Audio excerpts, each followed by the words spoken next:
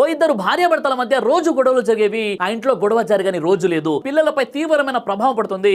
ఓ రోజు ఆ భార్య తట్టుకోలేక ఓ గురువు గారి దగ్గరికి వెళ్లి, గురువు గారు, నా భర్త నాతో రోజు గొడవ పెట్టుకుంటున్నాడు, కొడుతున్నాడు కూడా, దీనికి మీరే ఏదైనా పరిష్కారం చెప్పాలి అని అడుగుతుంది. ఆ గురువు గారు ఒక చిన్న అగిపెట్టె లాంటి పెట్టె తీసుకొని ఆ పెట్టె మీద ఏదో చదివి అమ్మాయికి ఇస్తాడు. ఎప్పుడైతే నీ భర్త నీతో గొడవ పడతాడో ఆ సమయంలో నువ్వు ఈ పెట్టెని నీ నోట్లో పెట్టుకుని నోటితో కొరుకు. ఆ అమ్మాయి గురుగారు చెప్పినట్లు ఇంటికి వెళ్ళి ఎప్పుడైతే తన భర్త కొట్టడానికి వస్తాడో ఆ సమయంలో ఆ పెట్టెని నోట్లో పెట్టుకుని కొరుకుతూ ఉంటుంది. 10 రోజులు గడిచిపోతాయి. ఎలాంటి గొడవలు లేవు. ఆ అమ్మాయి సంతోషంతో మళ్ళీ గురుగారి వద్దకు వచ్చి, గురుగారు ఈ పెట్టెలో ఏదో మహత్యం ఉంది, ఇది తీసుకెళ్లినప్పటి నుండి ఎలాంటి గొడవలు లేవు అని అంటుంది.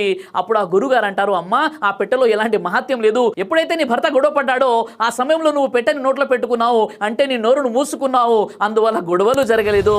ఇద్దరు గొడవ పడుతున్నప్పుడు ఇద్దరు రెచ్చిపోతే గొడవలు ఆగవు కదమ్మా, ఎవరో ఒకరు నోటిని అదుపులో పెట్టుకోవాలని ఆ గురువు గారు అంటారు. కాబట్టి నోటిని అదుపులో పెట్టుకుంటే ఏ భర్త కూడా భార్యతో గొడవ